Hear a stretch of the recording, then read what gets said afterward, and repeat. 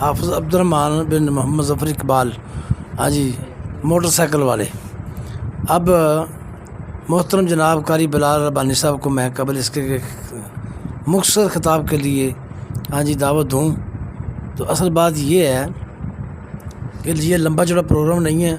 ہمارے جو آج کے خصوصی مہمان ہیں وہ جی حافظ محمد شاہ صاحب ہیں اور حافظ محمد امجد صاحب ہیں۔ تو مختصر سا بالکل مختصر سا کھانا لگ رہا ہے انشاءاللہ، یہ کھانے کی دعوت ہے۔ ایک تو یہ جی پوچھ رہے جی یہ کھانا کس کی خوشی میں ہے، وہ نا جی میں نے موٹر سائیکل نہیں لی ہے تو بار بار کہتا ہے جی کچھ کھلاؤ کچھ کھلاؤ، تو یہ بھی دعوت ہے۔ اور حافظ شاہ صاحب فرماتے ہیں کہ قرآن حدیث کے مطابق میں اب جو زندگی میری انشاءاللہ جتنی بھی ہے قرآن حدیث کے مطابق میری زندگی گزرے گی انشاءاللہ۔ اسی طرح ان کے بڑے بھائی حافظ امجد صاحب ہیں، تو یہ ان سے بڑے ہیں امیر احمد صاحب ماشاءاللہ، دیکھو ماشاءاللہ مکمل طور پہ پوری داڑھی ہے۔ تو یہ اس گھر کو نا جی بڑا شرف حاصل ہے کہ ان کے والد صاحب کا نام تھا نذیر احمد صاحب، نذیر مغل، اور میرے والد صاحب کے ان کے ساتھ بڑی جوٹی تھی، بڑے پیار محبت رکھتے تھے۔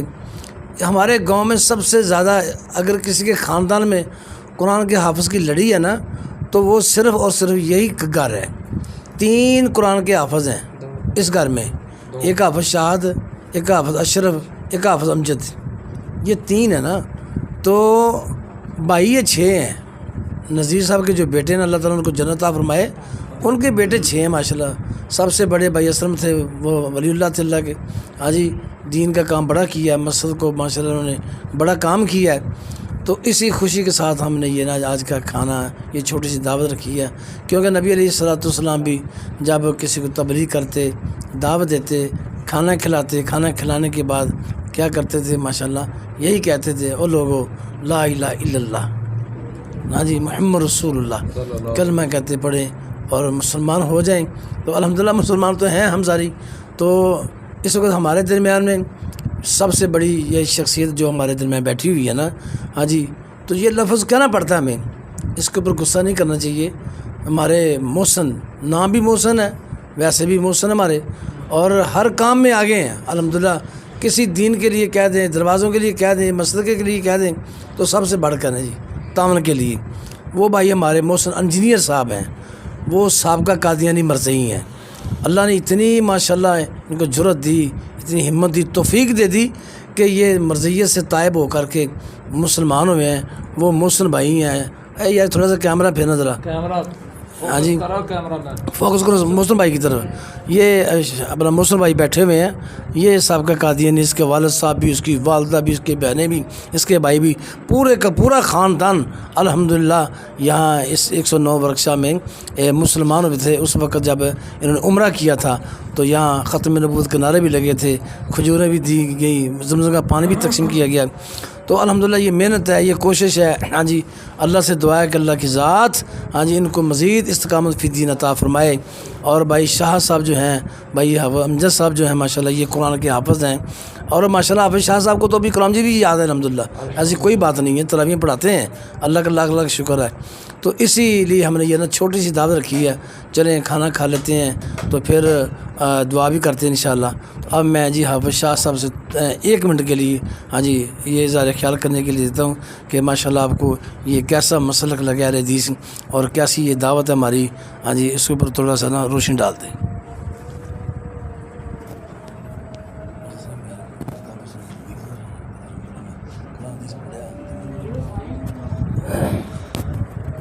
السلام علیکم ورحمۃ اللہ وبرکاتہ۔ نحمدہ ونصلی علی رسولہ الکریم، اما بعد فاعوذ باللہ من الشیطان الرجیم، بسم اللہ الرحمن الرحیم۔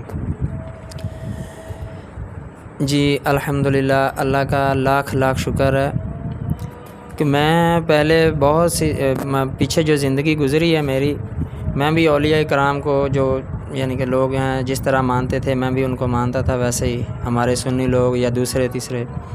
لیکن جب سے میں نے اللہ پاک کا کلام پڑھنا شروع کیا، اس کو ترجمے کے ساتھ پڑھنا شروع کیا ہے، الحمدللہ اب مجھے آہستہ آہستہ سمجھ آنی شروع ہو گئی ہے کہ جو لوگ ہمیں آ کر گمراہی کی طرف لے کر جاتے تھے، لیکن اب میں کوشش کر رہا ہوں کہ دوسرے لوگوں کو بھی یہ بات سمجھاؤں کہ اللہ پاک کی ذات واحد ہے، اور آپ صلی اللہ علیہ وسلم کی ذات جو ہے وہ واحد ہے، اور ان کے ساتھ کسی کو ہم کمپیریزن نہیں کر سکتے، اور جو اس طرح کرے گا وہ اللہ کا شریک ٹھہرائے گا اور وہ کافر ہوگا، مشرک ہوگا۔ اللہ پاک نے کل قیامت کے دن مشرک جو ہے اس کی توبہ قبول نہیں کرنی، اس کو دوزخ میں ہی رہنے دینا ہے۔ یہ آپ صلی اللہ علیہ وسلم کے ساتھ آپ اللہ کا وعدہ ہے، اور جو مشرک توبہ کے بغیر مر گیا اس کو جو ہے وہ دوزخ میں ہمیشہ کے لیے رہے گا۔ وہ اس کی توبہ یعنی کہ اس کو آپ صلی اللہ علیہ وسلم بھی جنت میں نہیں لے جا سکیں گے جو توبہ کے بغیر مر گیا۔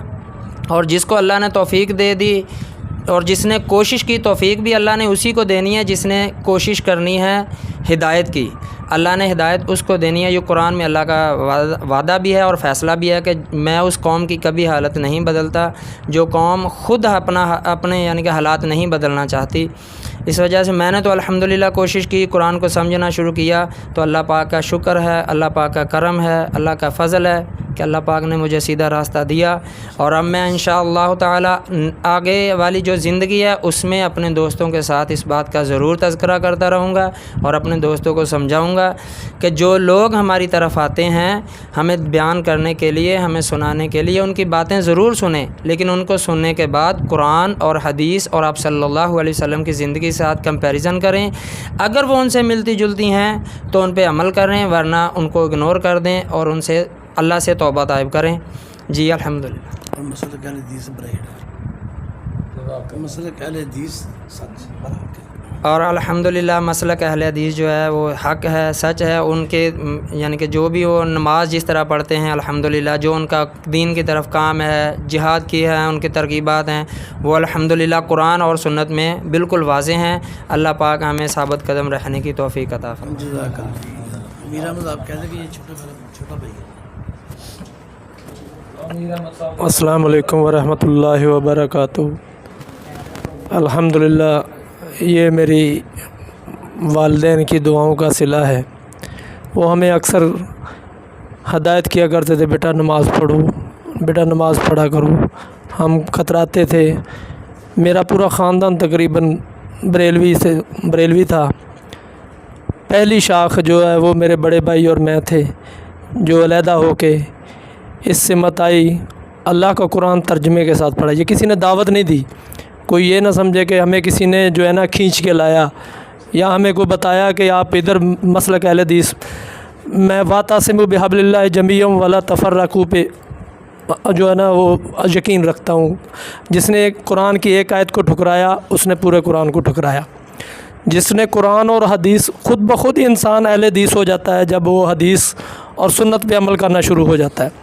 جب بھی کسی سے اللہ اور اس کے رسول کے بارے میں سوال کرو نا تو سب سے پہلے جواب دینے کی بجائے یہ پوچھتا ہے کہ تم اہل حدیث تو نہیں ہو گئے، تم وہابی تو نہیں ہو گئے۔ جب قرآن ترجمے کے ساتھ پڑھو گے تو انشاءاللہ خود بخود ہی آپ اہل حدیث کہلانے لگو گے اور آپ وہابی کہلانے لگو گے۔ صرف میری جو کوشش تھی، مجھے اللہ نے ہدایت دی، میں نے کوئی دربار نہیں چھوڑا تھا، کوئی جگہ نہیں چھوڑی تھی۔ جب یہ میلاد کے جلسے یا جو بھی آتا تھا سب کے ساتھ پہلے میری آگے والی گاڑی میں مائک میرے سب ہاتھ میں ہوتا تھا، جس طرح آج ہے۔ اللہ کا شکر ہے، اللہ نے مجھے عزت دی، اللہ نے مجھے اپنے گھر میں جگہ دی۔ اب میں الحمدللہ میں تو کیا میری انشاءاللہ میرے پیچھے میرے خاندان آنے کو تیار ہے۔ کچھ آ گئے ہیں الحمدللہ، یہ میرے چھوٹے بھائی ہیں، میرے بڑے بھائی فوت ہو گئے ہیں الحمدللہ۔ ہمارا تقریباً آگے بچیاں ہیں ماشاءاللہ، درس قرآن جامعہ عائشہ صدیقہ میں درس قرآن اپنا درس نظامی پڑھ رہی ہیں اور ماشاءاللہ اچھے نمبروں کے ساتھ پاس ہو رہی ہیں۔